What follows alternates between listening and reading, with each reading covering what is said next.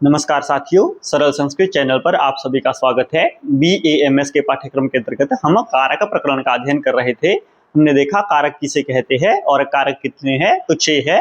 कर्ता, कर्म च, करणम च, संप्रदानम तथैव च, अपादानाधिकरणम च इत्याहुः कारकाणि षट्। ये 6 कारक थे, तो इनका 6 का विस्तृत अध्ययन हमने कर लिया था कि कर्म क्या है, कर्म संज्ञा किससे होती है और कर्म में कौन सी विभक्ति रहती है। इसी प्रकार हमने अधिकरण तक के कारकों का अध्ययन कर लिया था, परंतु अब हम पढ़ेंगे विशिष्ट सूत्रों को। वैसे तो आपको लघु सिद्धांत कौमुदी के अनुसार व्याकरण पढ़ना है, उसमें आपके कर्म में ही 2 सूत्र दिए गए हैं। एक आपका कर्मणि द्वितीया, कर्म संज्ञा वाला, कर्तुः ईप्सितमं कर्म कर्मणि द्वितीया और अकथितम च। परंतु और भी हम कुछ एक हर एक विभक्ति के प्रमुख सूत्रों को देखेंगे जो आपको वाक्य बनाने में आसानी हो। जैसे तो बिना किसी देरी के शुरू करते हैं। द्वितीय विभक्ति का हमने अभी तक सूत्र पढ़ा था कि कर्तुः ईप्सितमं कर्म, अर्थात जो कर्ता को अपनी क्रिया के द्वारा सबसे ज्यादा ईप्सित है उसकी कर्म संज्ञा होती है। और कर्म संज्ञा का क्या फल है, तो कर्मणि द्वितीया, कर्म में द्वितीया रहती है। कर्म संज्ञा करने वाला हमने एक सूत्र ये पढ़ा था कि कर्ता को अपनी क्रिया के द्वारा जो सबसे अधिक इष्ट है उसकी आप कर्म संज्ञा कर दीजिए। अब अगला हम सूत्र पढ़ते हैं, वो क्या सूत्र है। ये सूत्र ज्यादातर विद्यार्थियों को बहुत कठिन लगता है, परंतु इतना ज्यादा कठिन भी नहीं है, हम इसको बहुत ही सरलता से समझेंगे। सूत्र क्या है, अकथितम च। क्या सूत्र है, अकथितम च। सूत्र आपने याद रखना है, क्या सूत्र है, अकथितम च। अकथित मतलब जो कथित नहीं है। अब इसकी वृत्ति देख लेते हैं। अपादानादि विशेषैर अविवक्षितम कारकम कर्म संज्ञा। क्या वृत्ति है, अपादानादि विशेषैर अविवक्षितम कारकम कर्म संज्ञम स्यात्। इसका एक साधारण सा अर्थ आप समझ लो कि अपादान आदि कारक जो हम पढ़ चुके हैं, अपादान कारक, जैसे अपादान का ही उदाहरण लेते हैं। अपादान किसे कहते हैं, ध्रुवम अपायो अपादानम, ये हम पहले जान चुके हैं।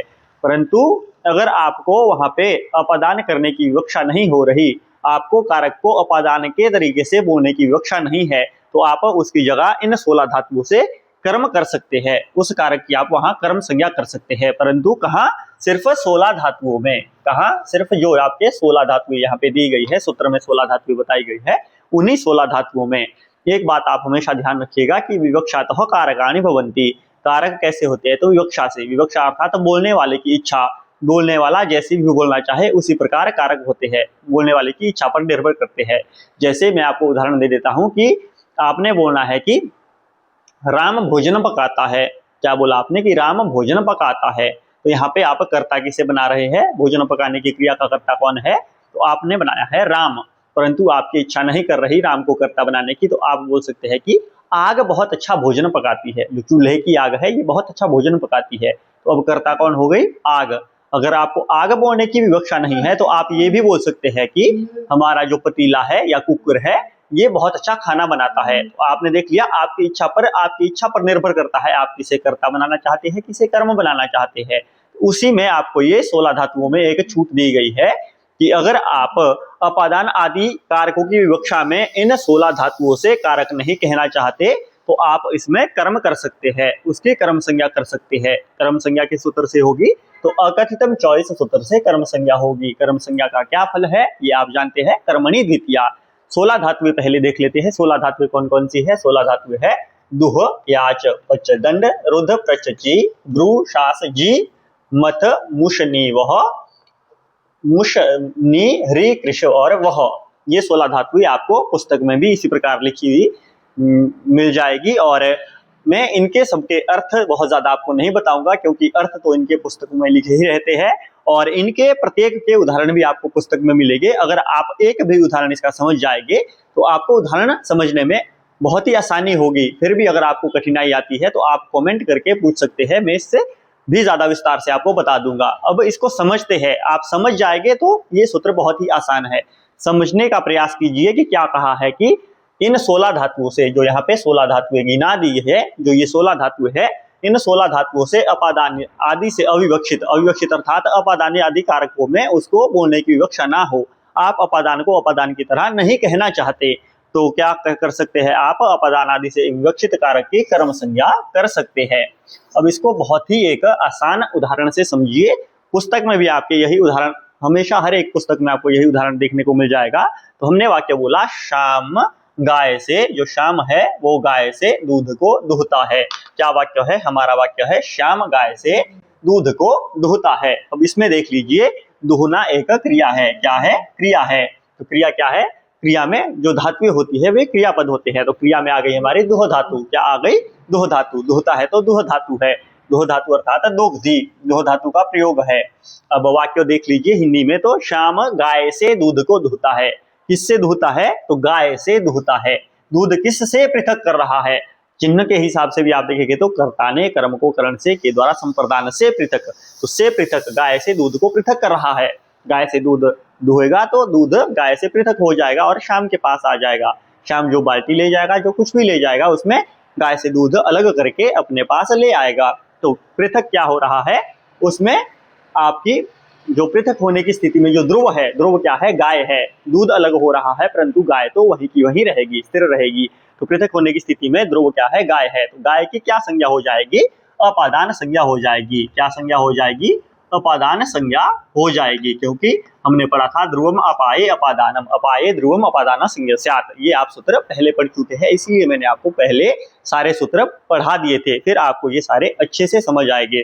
तो हमने क्या पढ़ा कि ये जो ध्रुवम अपाय अपादान है, इसकी उस सूत्र से अपादान संज्ञा हो जाती है।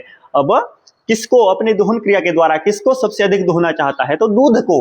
तो दूध की क्या हो जाएगी? कर्तु इप्सितमम कर्म, इस सूत्र से कर्म संज्ञा, और कर्मणि द्वितीया से द्वितीय विभक्ति। तो साधारण सा हमारे पास वाक्य बन सकता है कि श्यामः, यहाँ पे अगर हम पंचमी कर दे तो गुहो, अर्थात पंचमी विभक्ति में बनेगा आपका गुहो, इस प्रकार शब्द बनेगा श्यामः गुहो पयः दोग्धी। पयः, आप पयः में ये नहीं आप सोचिएगा कि इसमें प्रथमा विभक्ति है। शब्द रूप कैसे चलता है? पयस शब्द है तो पयः पयसी पयांसी, पयः पयंसी पयसी पयांसी।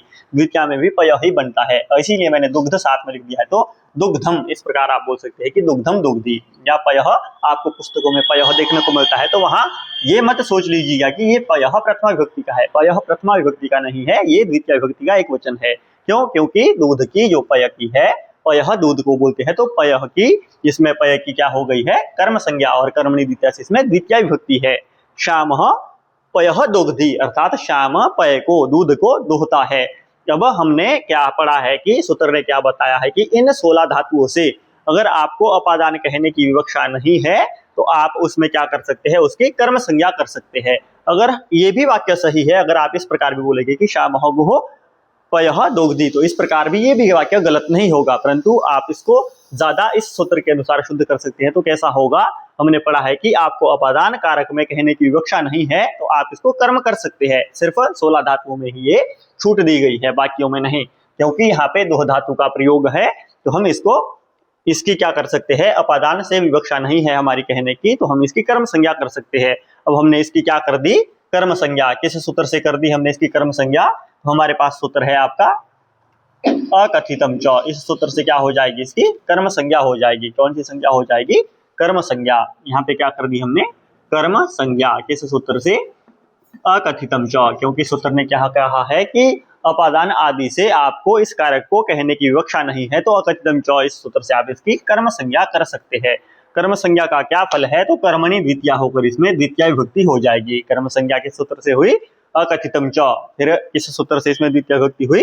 तो कर्मणि द्वितीय सूत्र से यहाँ पे द्वितीय विभक्ति होकर क्या रूप बना? श्यामः गाम पयः दोग्धी, श्यामः गाम पयः दोग्धी। अब यहाँ पे आपको दो कर्म मिल गए। एक कर्म है आपका, पहला कर्म है आपका गाम और दूसरा कर्म है पयः। अब दोनों कर्मों को देखिए तो पहले तो हमारे पास एक ही कर्म था। कौन सा? कर्ता अपनी क्रिया के द्वारा जिसको सबसे अधिक चाह रहा था, जो इष्ट था, वो क्या था? दूध इष्ट था। तो दूध की क्या हो गई? दूध की कर्म संज्ञा हो गई कर्तुः इप्सितमम कर्म से, और कर्मणि द्वितीया से द्वितीया होकर पयः बन गया था। तो इसकी आपको संज्ञा याद रखनी है, तो किससे हुई है? कर्तुः इप्सितमम कर्म, इस सूत्र से। और फिर हमारे पास सूत्र आया दूसरा अकथितम च। उसने क्या कहा कि अपादान में कहने की आपकी विवक्षा नहीं है। अपादान में ही नहीं, अपादान आदि सभी कारकों में। अपादान का ग्रहण पूर्व में क्यों किया गया है? क्योंकि अष्टाध्यायी में अपादान संज्ञा का सूत्र पहले आता है, इसलिए। तो अपादान से कहने की हमारी विवक्षा नहीं थी। अकथितम च से इसकी क्या संज्ञा हो गई? कर्म संज्ञा। के सूत्र से? अकथितम च, इस सूत्र से। अकथितम च, इस सूत्र से इसकी कर्म संज्ञा हो गई, और फलस्वरूप कर्मणि द्वितीया से इसमें क्या हो गया कि द्वितीय विभक्ति हो गई है, और रूप बन गया है श्यामः गाम पयः दोग्धी। अब आप देखेंगे कि इस वाक्य में दो कर्म हो चुके हैं। कौन से कर्म हो चुके हैं? दो कर्म हो गए हैं। पहला कर्म है हमारे पास पयः और दूसरा कर्म है गाम। क्या है? पहला कर्म है पयः और दूसरा कर्म है गाम। पहला कर्म क्या होगा? पहला कर्म हमारे पास मुख्य कर्म होगा। जो ये पयः है ये कैसा होगा? एक होगा हमारे पास मुख्य कर्म। कौन सा कर्म? मुख्य कर्म, जो मुख्य रूप से पहले कर्म था। और दूसरा होगा हमारे पास गौण कर्म। गौण कौन सा होगा? जो बाद में हमने कर्म बनाया है अपदानादि की विवक्षा में। तो मुख्य कर्म और गौण कर्म। इस प्रकार इस वाक्य में हमारे पास दो कर्म हो गए। तो जितने भी ये आपको 16 धातुएं हैं, ये कैसी धातुएं कहलाती है? ये 16 के 16 धातुएं आपकी द्विकर्मक धातुएं कहलाती है। क्या कहलाती है? द्विकर्मक। क्या कहलाती है? द्विकर्मक। द्विकर्मक अर्थात दो कर्म वाली। दो कर्म इसमें क्यों हो जाते हैं? तो ये हमने जाना कि अपादान आदि की विवक्षा में जब हम उसको नहीं कहना चाहते तो अगस्त्यम चौ सूत्र से, इस सूत्र से उसकी कर्म संज्ञा करके कर्मणि द्वितीया से द्वितीय विभक्ति हो जाती है और हमारे पास दो कर्म हो जाते हैं। तो मेरा पूर्ण विश्वास है कि आप ये सूत्र समझ गए होंगे। फिर भी आपको कोई शंका हो तो आप कमेंट के माध्यम से पूछ सकते हैं। आइए एक अगला सूत्र देखते हैं।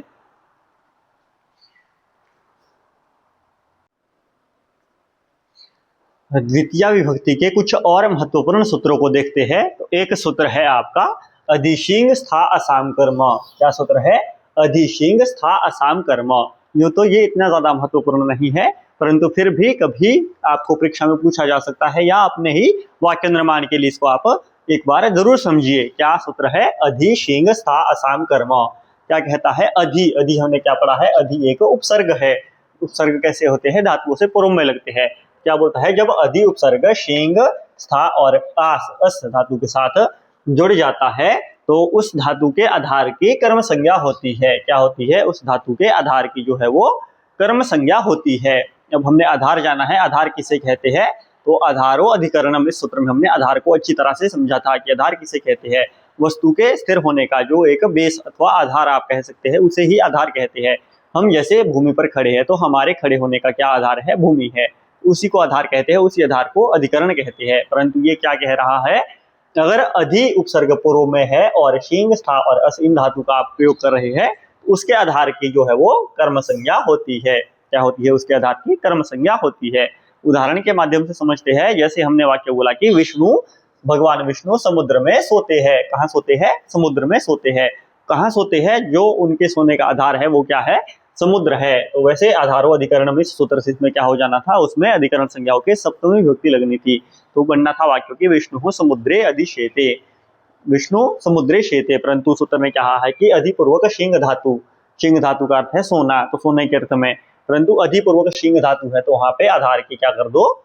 कर्म संज्ञा कर दो। कर्म संज्ञा का फल कर्मणि द्वितीया से द्वितीया होकर क्या बना? समुद्रम अधिशेते। तो वाक्य क्या बनेगा हमारे पास? विष्णु समुद्रम अधिशेते। क्यों? क्योंकि इसने कहा है कि अधि उपसर्ग पूर्वक शींग स्था और अस धातु के कर्म आधार की कर्म संज्ञा होती है। कर्म संज्ञा हमने इस सूत्र से की और कर्मणि द्वितीय सूत्र से, इसमें द्वितीय विभक्ति लगा के रूप बना हमारे पास समुद्रम। तो समुद्रम क्या है? कर्म है। कर्म क्यों है? वैसे तो वाक्य में भी आपको आधार रहेगा कि समुद्र में, अर्थात इसमें अधिकरण होगा। अधिकरण कारक होके सप्तमी विभक्ति इसमें लगेगी, परंतु नहीं, क्योंकि इस सूत्र ने हमें कहा है कि इसमें क्या होता है? ये विशेष सूत्र कुछ एक हर विभक्ति के अंतर्गत आपको ऐसे ही विशेष सूत्र मिलेंगे। हम बहुत ज्यादा नहीं पढ़ेंगे क्योंकि आपके लिए जितना भी पाठ्यक्रम के अनुसार आपको पढ़ना है उसके अनुसार तो आपको दो ही सूत्र पढ़ने थे। फिर भी आप एक दो सूत्र और भी अपनी वाक्य रचना में निपुण होने के लिए पढ़ सकते हैं। तो उसमें से एक सूत्र है आपका ये। हमने देखा कि विष्णु समुद्रम अधिशेते। यहाँ पे कर्म संज्ञा इस सूत्र से होती है। फिर देखते हैं वह छात्रावास में ठहरता है। वह की जगह कोई भी कर्ता ले लो कि राम अथवा राघव छात्रावास में ठहरता है। तो राघव कर्ता में प्रथमा, राघव छात्रावासे तिष्ठति। इस प्रकार साधारण वाक्य बनेगा। परंतु अगर आप अधि उपसर्ग का तिष्ठ धातु के स्था धातु के साथ पहले प्रयोग करेंगे तो उसके ठहरने के आधार की क्या हो जाएगी? कर्म संज्ञा। कर्म संज्ञा का क्या फल है? तो द्वितीय विभक्ति लग के सह छात्रावासम अधितिष्ठति। क्या रूप बनेगा? सह छात्रावासम अधितिष्ठति। इस प्रकार इसमें द्वितीय विभक्ति कर देंगे।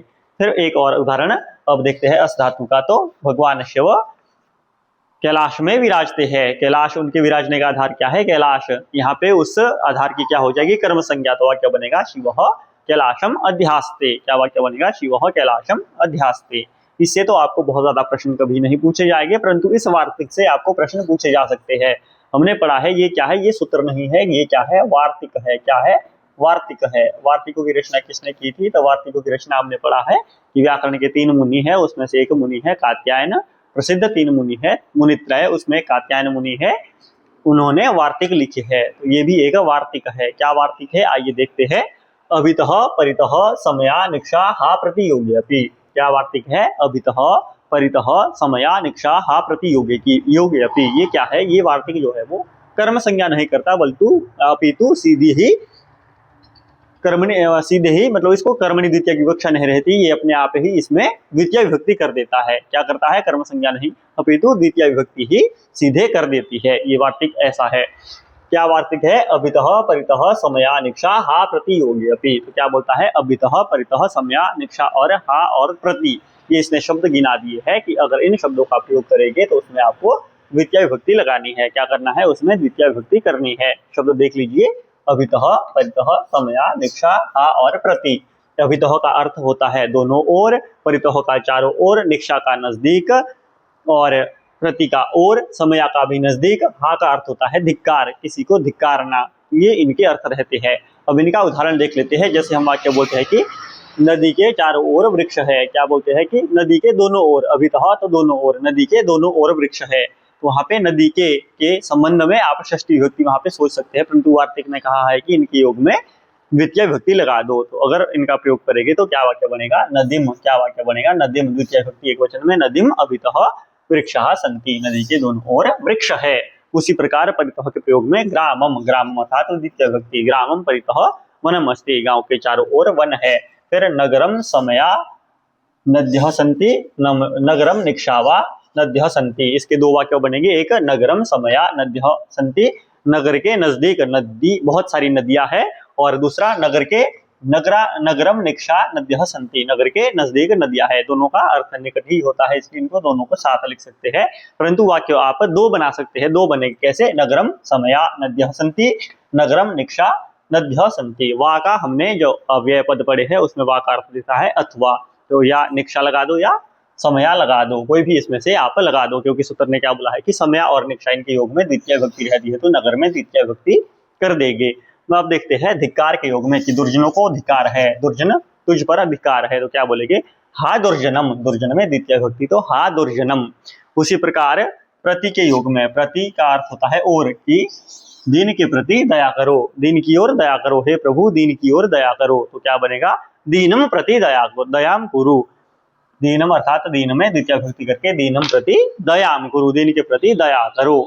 इस प्रकार हमने द्वितीय विभक्ति के महत्वपूर्ण सूत्रों को देख लिया है। यदि आपको इसमें कोई भी संशय हो तो आप कमेंट में पूछ सकते हैं, हम उसका तुरंत ही समाधान करेंगे। और ऐसी ही वीडियोस के देखने के लिए हमारे चैनल को लाइक, शेयर और सब्सक्राइब जरूर करें। धन्यवाद।